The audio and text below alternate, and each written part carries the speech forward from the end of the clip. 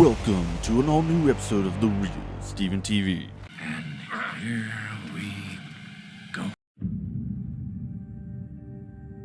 This is my Star Wars least favorite to favorite ranking list. I will only be mentioning episodes 1 through 9. Starting off with number 9, my least favorite Star Wars movie is The Last Jedi. Now, when Disney took over and they came out with The Force Awakens, I was really hyped like a lot of other people were. A lot of us thought that there were potential and everything that was going to happen, but then Last Jedi came out and all the different potential that we thought we were going to get out of this new trilogy, to me was all taken away. I hated the lore that they were going with. To me, that they've broken a lot of the past lore with the Disney Star Wars, so you'll probably see a little bit of a theme here. Coming in at 8th place, we have The Rise of Skywalker. Now, of course, with these Disney Star Wars movies, and you can say this with a lot of other movies, does it visually look nice? Sure. But again, it's the whole storyline is just, to me, it just felt badly written. Some of the scenarios and stuff just didn't really make a lot of sense. And just overall, just one of my biggest issues with the Disney Star Wars, as a lot of us call it,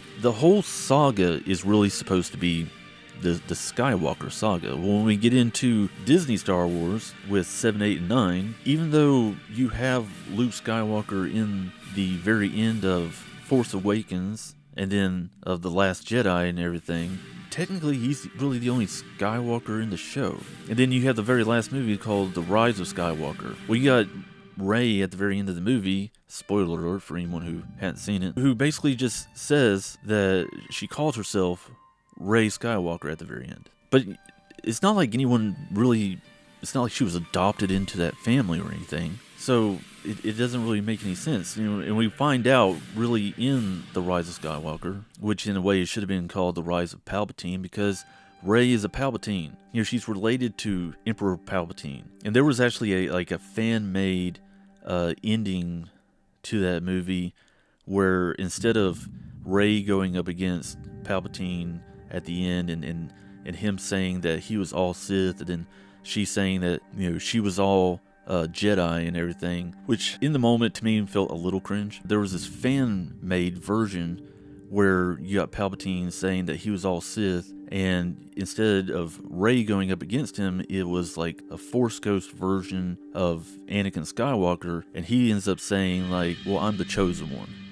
And it was such a more awesome looking ending, and that would have been so cool to actually have Anakin show up, and he's the one who actually takes on the Emperor at the end and defeats him and everything. Which, in a way, in the Return of the Jedi, he had already done all that. But let's move on. Coming in the number 7 spot, we have The Force Awakens. Like I said, I've already given my opinion pretty much about the Disney Star Wars. Coming in at number 6, Attack of the Clones. Now, I'm not one of those people who hates the prequel series. I actually pretty much enjoyed it. It was one of those things after waiting for so many years and everything, and then the prequels are announced and you go and watch it, and some people are like, oh, I hate this and everything, and some people, even now with the Disney Star Wars, have gone back and said, hey, you know what, it wasn't so bad. But then there were people who actually also loved it, and I was one of those people who really enjoyed the prequels. I didn't think they were the greatest thing in the world. And nothing against Hayden Christensen. He was really the only part of, say, Attack of the Clones that I was kind of meh about. I don't dislike him as a person, and I've seen him in a few other movies other than Star Wars, of course. I liked him fine in it. I actually really enjoyed him in the, I think it was called Jumper. That was actually a fun little movie. But the only thing I didn't really like about him in Attack of the Clones is I felt like he came off a little whiny. And I get what was going on in his life and everything at that time, but it just felt just like a little too over the top on some of the whiny aspect of it. And so that's the only really big issue I had going with Attack of the Clones. Coming in at number 5, The Phantom Menace. Now, with The Phantom Menace, very first episode that we see in the prequel series, episode 1, I thought that Darth Maul was a really cool character, very dark character. It was something that we hadn't really seen on screen before in that regard. We got the dual lightsabers, that was cool.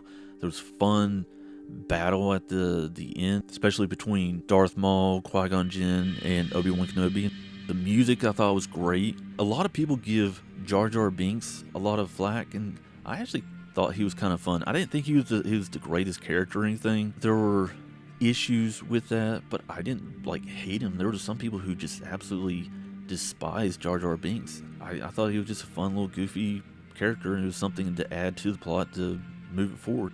Coming in at number 4, Revenge of the Sith. Now, yes, Revenge of the Sith out of the prequel series was my favorite. It is one of the most fun or action-packed, I don't know how you would really want to phrase it, but the battle between Obi-Wan and Anakin at the end, it was an awesome battle, and we knew that it was something that was coming because, you know, if you've seen that movie and everything, or know anything about the Star Wars world, you know that eventually Anakin becomes Darth Vader, which is something that we also got to see, is him basically putting the suit on and then assembling some of the robotic parts to his body because, you know, he was burned to a crisp. So that we see Anakin becoming Darth Vader.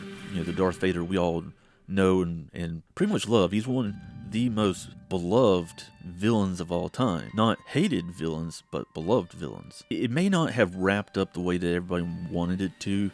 There may have been certain plot holes, because those things have been mentioned over the years. But still, you got a sense of being wrapped up in, since going into what would be the original trilogy. And speaking of the original trilogy, coming in at number 3, Star Wars A New Hope. Now, of course, originally it was called just Star Wars, and later on it was called New Hope. And it's the introduction to the whole Star Wars franchise.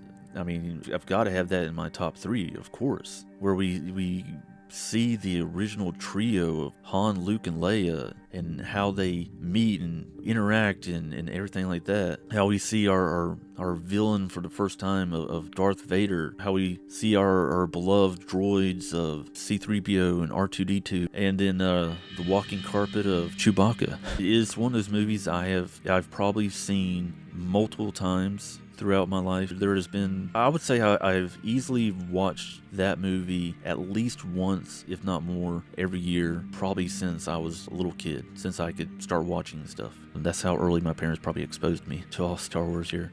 And it's one of the things that got me in love with sci-fi and everything, but probably before I even started watching, say, like Star Trek and other sci-fi movies and TV shows and so on. So it all started with A New Hope. Now, this one may be a little controversial.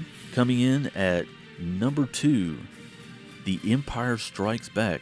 I know a lot of people are like, whoa, wait a minute, you mean you're saying that Empire Strikes Back is not number 1? Yes, I know in most people's heart that The Empire Strikes Back is number 1. And I admit that it's probably overall the best movie out of the entire franchise. But it's not necessarily my personal favorite, and that's what we're doing with this list, is we're going from my least favorite to my most favorite out of all the movies, which leads us to The Return of the Jedi in the number 1 spot. One of the reasons why this is my favorite movie, because it was the last one of it, is to me the completion. And a lot of times I don't necessarily recognize 7, 8, and 9 with the Disney Star Wars. But we finally see our hero of Luke becoming a Jedi and everything, and I always thought that was so cool when I was a kid growing up. Like I said, with A New Hope, where I've seen it probably at least once a year since I was a little kid, there was a time where on like weekends that I would be in our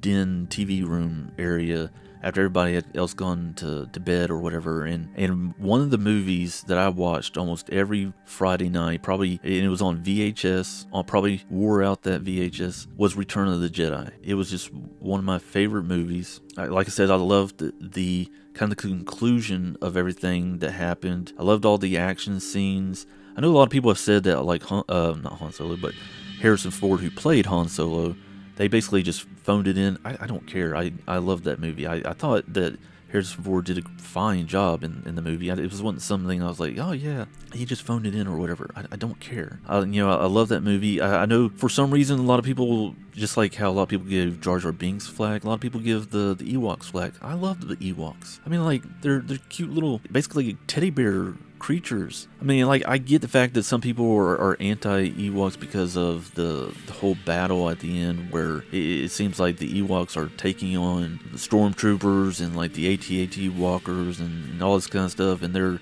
it was still fun. The fact that they live in like tree houses, that was fun. I immensely enjoyed that movie altogether. The fact that Luke got his new lightsaber, one that he actually constructed instead of the basically hand-me-down lightsaber from his dad. I just thought overall it was a good completion. I enjoyed it very much. And the fact that you have Darth Vader who changes at the end. He sees his son in pain, and again, spoiler alerts, and he decides to choose his son over the dark side. So he basically comes back to the light side at the end. He reconciles the evil that he had become, even though he couldn't make right everything that he had done during the time of being Darth Vader. At least he could save his son and take out the Emperor, because he was the chosen one from the beginning. So he was the one who basically took out the Emperor in the end, which is something that I hated what they did with the Disney Star Wars when they brought back Palpatine, and then of course we have to have Rey defeat him, which just came off really dumb. That is my list. Do you agree with this list? How would you rank the Star Wars movies of episodes 1 through 9? What was your favorite? What was your least favorite? Did you love all the movies? Did you not like all the movies? Give me all your comments down below. Thank you for watching. Make sure to like, share, and subscribe, and I will catch all of y'all next time.